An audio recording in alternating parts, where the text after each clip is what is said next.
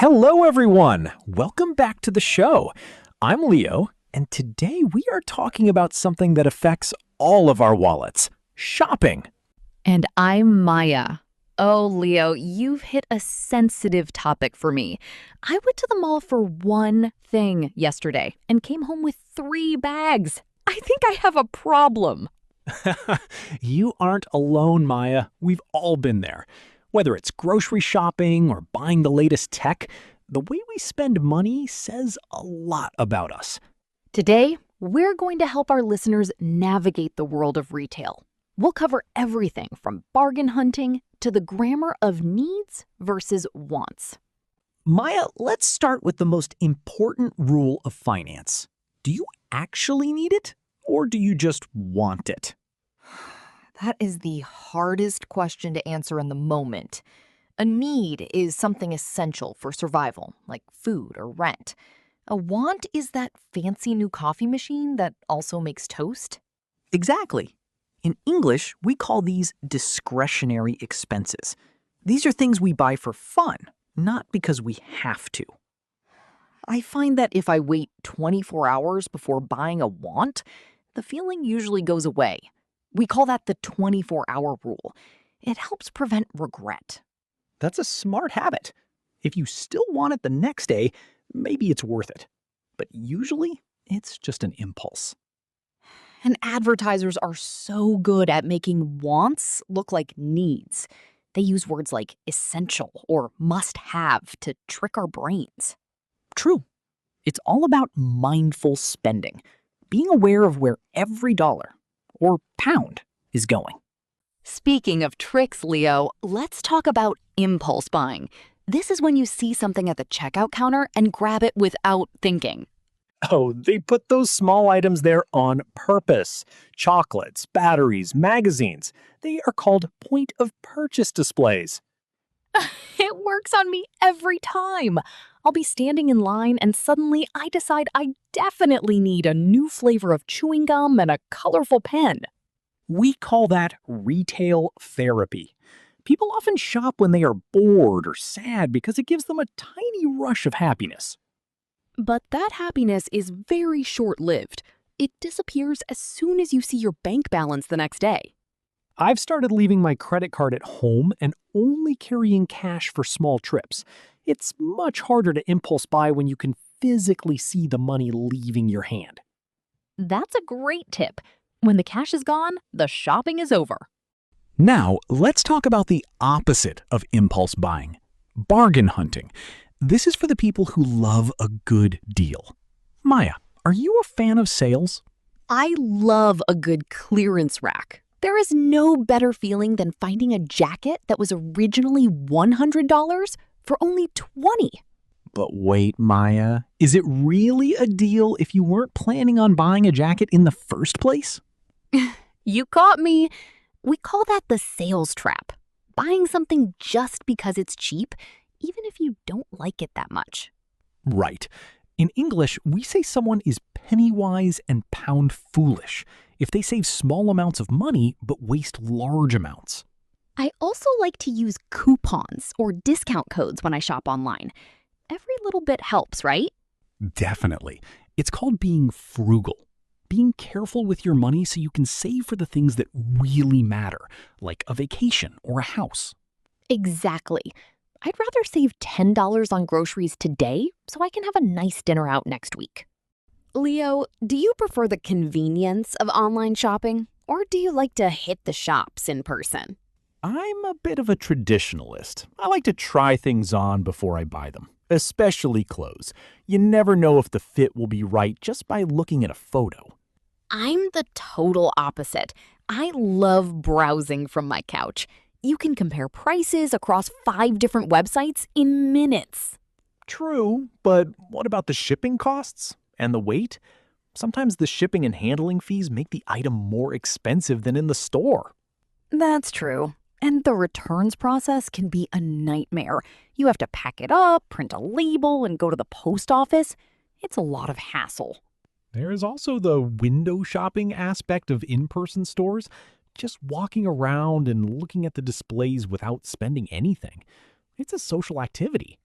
I I think I'll stick to online for electronics, but for shoes and clothes, I'll take your advice and go to the mall. Let's pause for a quick grammar moment. When we go grocery shopping, we deal with countable and uncountable nouns. This is very important for our listeners. I'm ready, Leo.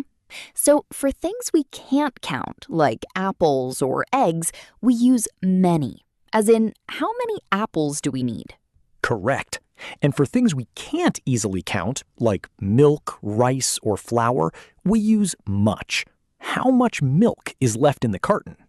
We also use a few for countable things and a little for uncountable things. I need a few oranges versus I need a little sugar. And don't forget the units of measurement. A loaf of bread, a bunch of bananas, or a clove of garlic. If you get these mixed up, the shopkeeper might be very confused.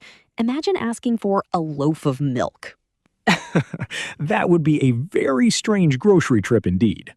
Leo, let's talk about the philosophy of buying. Is it better to buy many cheap things or one very expensive, high-quality thing? We have a saying, buy cheap, buy twice. It means if you buy a low-quality item, it will break quickly, and you'll have to spend money again to replace it. I've learned that the hard way with shoes. I bought a cheap pair that hurt my feet and fell apart in a month. Now, I prefer to invest in a good pair that lasts years. We call that the cost per wear. If a jacket costs $100, but you wear it 100 times, it only costs you $1 per use. That's a great investment. But it's hard to pay that big amount up front. We call that sticker shock, when you see a high price and your heart stops for a second. It is. But in the long run, it's better for your wallet and the environment.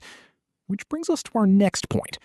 Maya, have you noticed that thrifting has become very popular lately? Oh, I love thrift stores and charity shops. It's like a treasure hunt. You never know what you're going to find. It's also much more sustainable. We call this the circular economy. Instead of buying fast fashion that is thrown away, we reuse items. You can find some amazing vintage pieces that are much better quality than what is in the malls today, and it's a fraction of the price. Some people even make a hobby out of flipping items. They buy something old, fix it up, or clean it, and sell it for a profit. I'm not that talented. I just like finding a cool sweater for $5. It makes me feel like a winner. Leo, let's talk about the B word, budgeting. How do you keep track of your spending? I use the 50-30-20 rule. 50% of my income goes to needs, 30% to wants, and 20% goes straight into savings. That sounds very organized. I'm a bit more loose with my money. I just try not to spend more than I earn. That's a start, but having a rainy day fund is essential. That's an emergency savings account for when things go wrong, like your car breaking down. A rainy day fund. I like that. It's for those unexpected storms in life. I should probably stop buying so many fancy coffees and put that money into savings instead. We call that the latte factor. Small daily expenses that add up to a huge amount of money over a year. It's true. $5 a day is over $1,500 a year. That's a whole vacation. Let's do a role play. I am a customer at a tech store, and I'm returning a tablet that doesn't turn on. Maya, you are the shop assistant. Hello, how can I help you today? Hi, I'd like to return this tablet. I bought it yesterday, but it seems to be faulty. It won't charge or turn on at all. I'm really sorry to hear that. Do you have the receipt with you? And is it still in its original packaging? Yes, I have the receipt right here. I'd prefer a refund rather than an exchange if that's possible. Since it's within 30 days and you have the receipt, we can certainly issue a refund to your original payment method. It will take 3 to 5 business days to process. Great job, Maya. Keywords there: faulty, receipt, original packaging, and refund. To wrap up our main sections, Leo, where do you think shopping is going? Will we all be using virtual reality to shop in the future? I think so. Imagine walking through a store from your living room and seeing how furniture looks in your house before you buy it. We call that augmented reality. And what about cashless societies? In some countries, nobody uses physical money anymore. It's all phone apps and cards. It's very convenient, but I worry about privacy. And what happens if your phone battery dies? You can't even buy a bottle of water. That would be a problem. But change is inevitable. I think the most important thing is that we stay financially literate, meaning we understand how money works, no matter how we pay. Exactly. Whether it's paper money or digital coins, the value of a dollar stays the same. Well, Leo, I think I've learned enough today to stay away from the mall for at least a week. We'll see about that, Maya.